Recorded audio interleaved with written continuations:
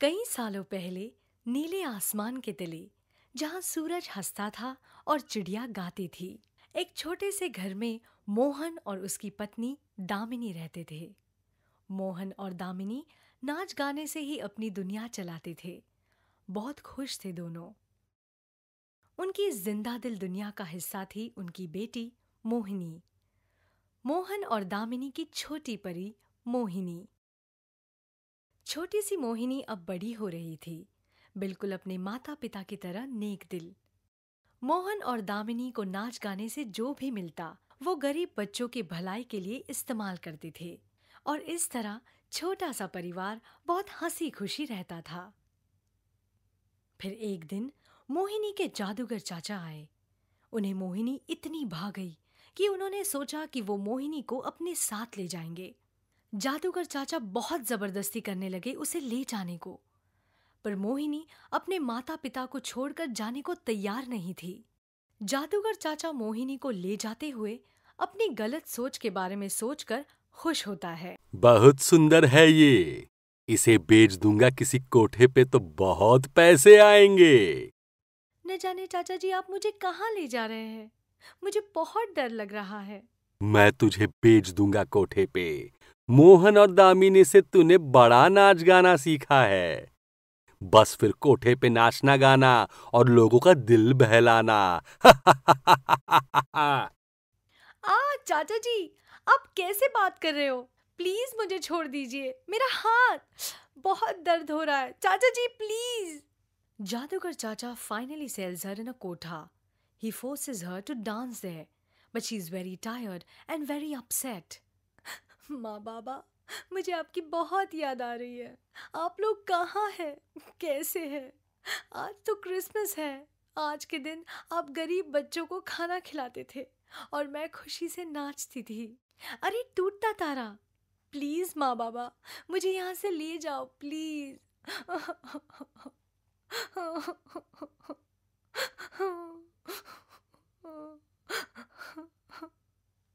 मोहिनी बहुत मायूस थी अपने आसपास के माहौल को देखकर। अब क्या करना है और क्या नहीं, कुछ समझ नहीं आ रहा था उसे। नारी पर इतना हिंसा देखकर मासूम मोहिनी घबरा गई थी।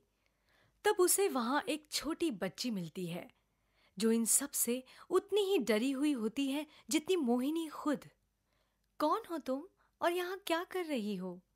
दीदी मैं परी हूँ, मुझे बचा लो। एक अंकल यहाँ मुझे ले आए थे, मुझे माँ पापा के पास ले चलो। परी, आप बिल्कुल चिंता मत करो, मैं आपको यहाँ से ले जाऊंगी, मैं आपको बचाऊंगी। मोहिनी अपने कमरे में टहलती हुई सोचती है कि परी को कैसे इस जगह से आजाद करे। उतने में दरवाजे पर कोई खटखटाता है। जैसे ही मोहिनी दरवाजा खोलती है उसे नर्मदा मासी मिलती है। तुम्हारी परी से क्या बात हुई है? सुनो, परी छोटी है, उसका दिमाग मत खाओ, कोई सपने मत दिखाओ उसे। मासी वो बहुत छोटी है, अभी तो उसकी पूरी जिंदगी है आगे, उसे पढ़ लिख कर आगे बढ़ना है। पढ़ना लिखना? इस खोखले समाज में लड़कियों को पढ़ लिख कर कोई फायदा नहीं, करनी तो उसे गुलामी ही है। इसलिए परी को तुम कोई सपने नहीं दिखाओगी। लड़की है आखिर, कुछ दिनों में समझौता कर लेगी। ये कहकर नर्मदा मासी चली जाती है और पूरी रात मोहिनी को सोचने पर मजबूर कर जाती है।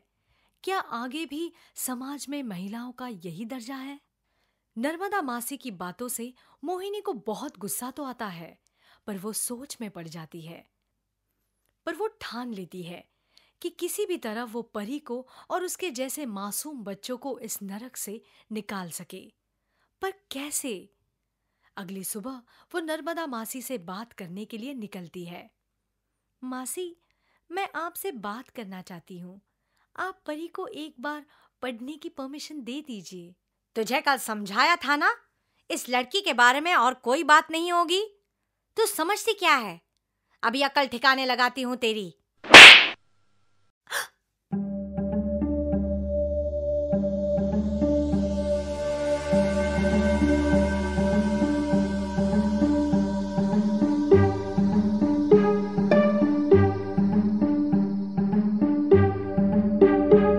माँ बाबा शक्ति दीजिए।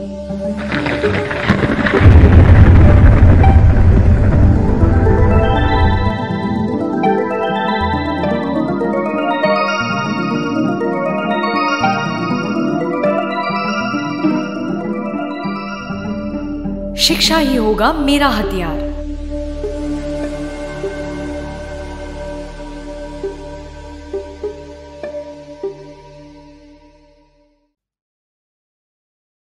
इन सब का कारण यहाँ की सोच है। इसे सुधारना होगा और शिक्षा ही कर सकता है। और ये सब शिक्षा ही कर सकता है।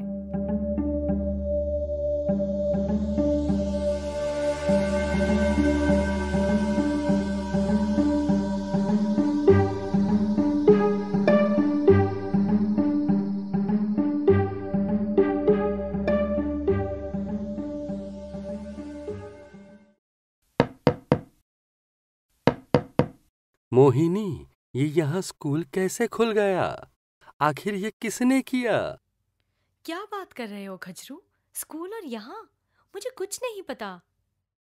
मुझे पता है मोहिनी, ये तेरा ही काम है। कुछ तो है तुझ में, ये पता करके ही रहूंगी।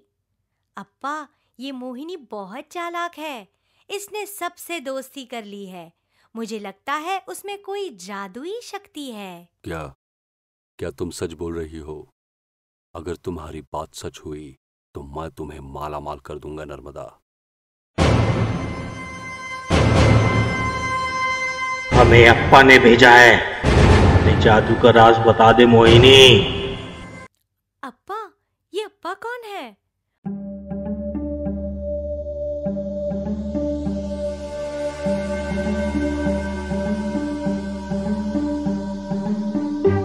नहीं मोहिनी, जादूगर।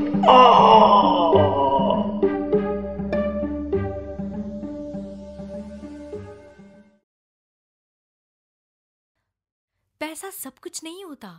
शिक्षा जरूरी है। क्या तुम लोग चाहते हो कि तुम्हारे बच्चे भी गलत रास्ते में जाए? तो मेरा साथ दो, बच्चों को पढ़ने दो, क्योंकि पढ़ने लिखने से ये आगे बढ़ेंगे, तरक्की करेंगे। और अगर मेरी बात नहीं मानी तो जानते हो ना,